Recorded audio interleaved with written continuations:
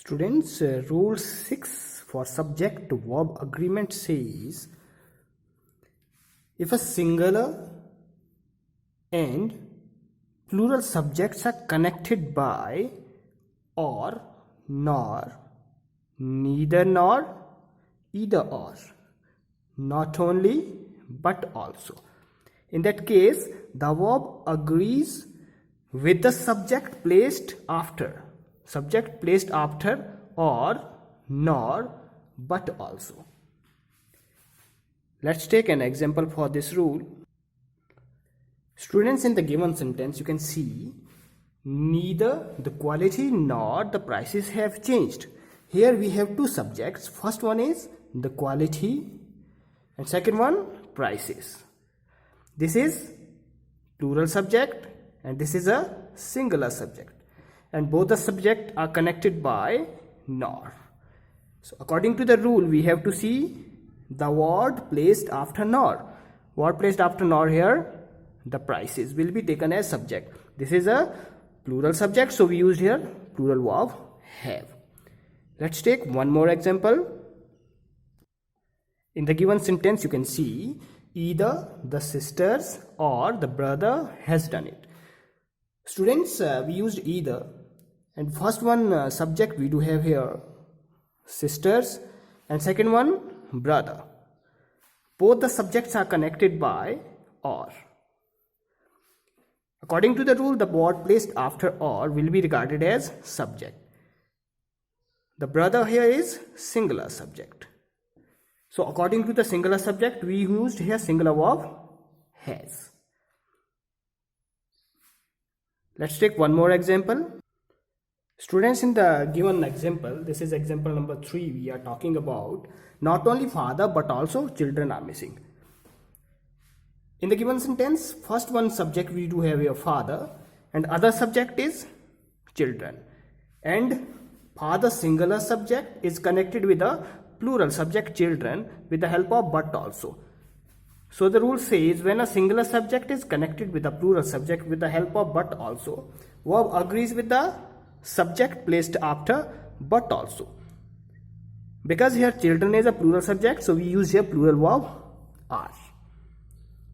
So in short, students, we studied when a singular plus plural subject connected by or, nor, neither nor, either or, not only but also.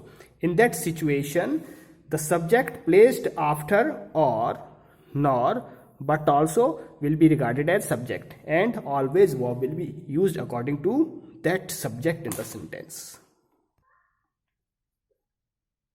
Students, one more important point we need to keep in mind here is when two singular subjects connected by either or, neither nor to each other always takes a singular verb. When two subjects and both the subjects are singular subjects connected by either or, neither nor will always take a singular subject.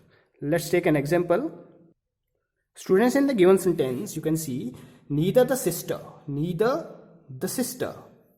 singular subject, nor the brother, another singular subject, both are connected by nor, and used neither also when singular subject connected to another singular subject with nor, neither. In that situation we always take singular verb. So singular verb used here is. In the previous example we were talking about if a singular subject is connected with a plural subject, then verb agrees to the word placed after nor. But if both are singular subject, then verb should be singular. As you can see, neither the sister nor the brother is present. If I change a second subject, brother, into brothers, then in that situation we do have singular subject plus plural subject. Then we will see the word placed after nor. Word placed after nor is brothers, and brothers is a plural subject. Then singular verb is to be changed in plural. Then we will use here are. Dear students, another important point here is either and neither.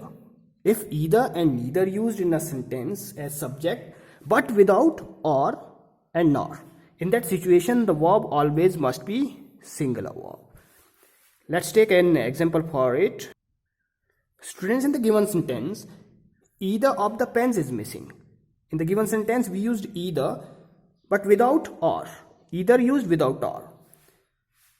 In that situation, always verb must be singular. Although you can see in the given sentence, either of the pens, here pens is a plural subject. Pens here is a plural subject.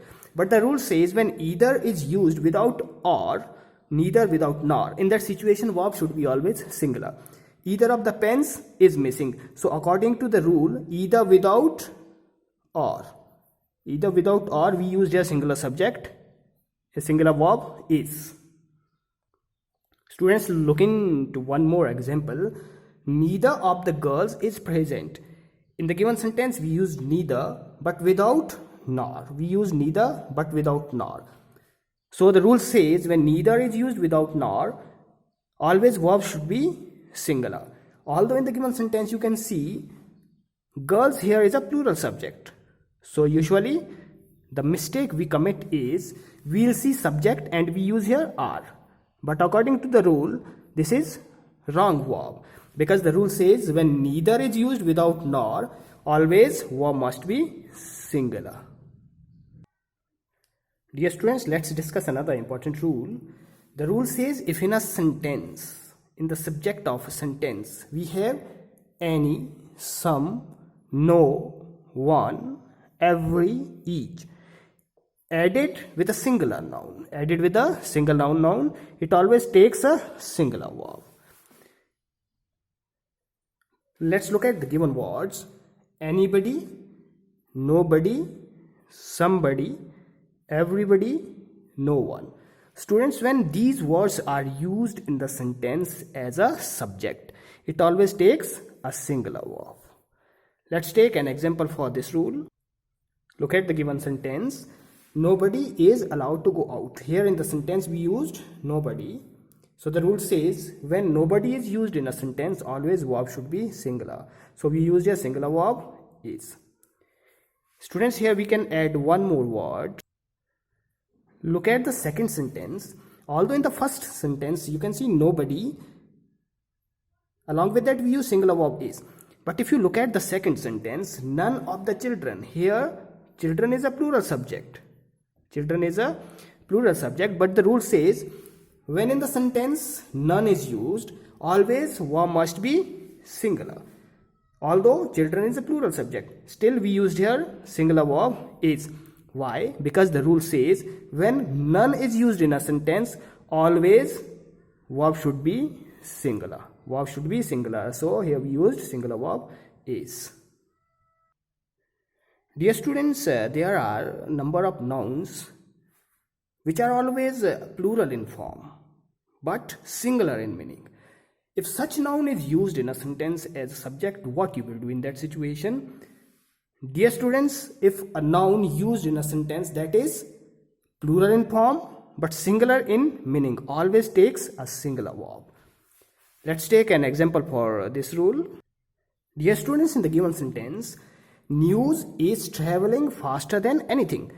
Here we used word news. News is a word always plural in form but singular in meaning. So always whenever news is used as a subject in a given sentence, you will use singular verb. So we used here singular verb is. Always we must remember whenever a verb whenever a noun which is plural in form but singular in meaning used as a subject in the sentence, it always takes a singular verb. Let me tell you students which are the common nouns which are always plural in meaning but singular in form. Students, here are some of the words, some of the nouns which are always plural in form but singular in meaning, such as scissors, shorts, eyeglasses, pants, jeans, trousers, mums, physics, economics, tactics, etc. There can be many more such nouns which are plural in form but singular in meaning. So whenever such nouns are used in a sentence, we will always take a singular verb along with that. Dear students, here important point we need to keep in our mind is nouns ending in ICS. There are nouns ending in ICS such as athletics, politics, statistics. Students, such nouns can be taken as singular as well as plural. But how to identify that? Whether athletics, politics, statistics is used as a singular subject or plural subject. Dear students, whenever these nouns are referring to an organized body of knowledge, it will be taken as singular subject.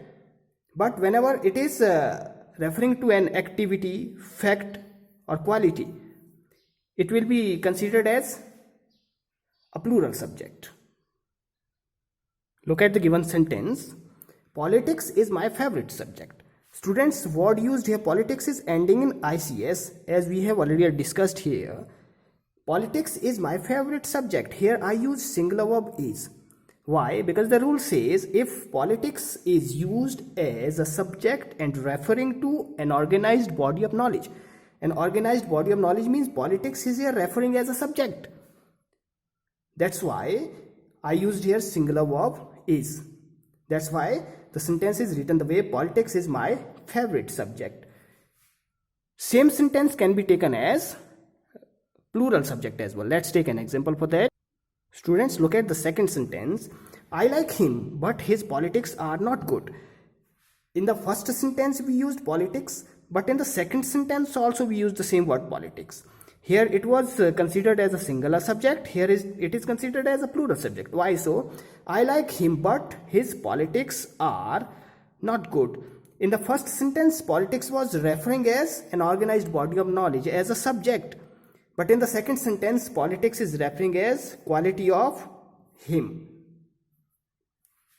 So you can say when subject was used as an organized body of knowledge, we used with it singular subject is, and when it was changed into another sentence using it as quality of someone else, then it was changed as a plural subject and we used here plural verb are.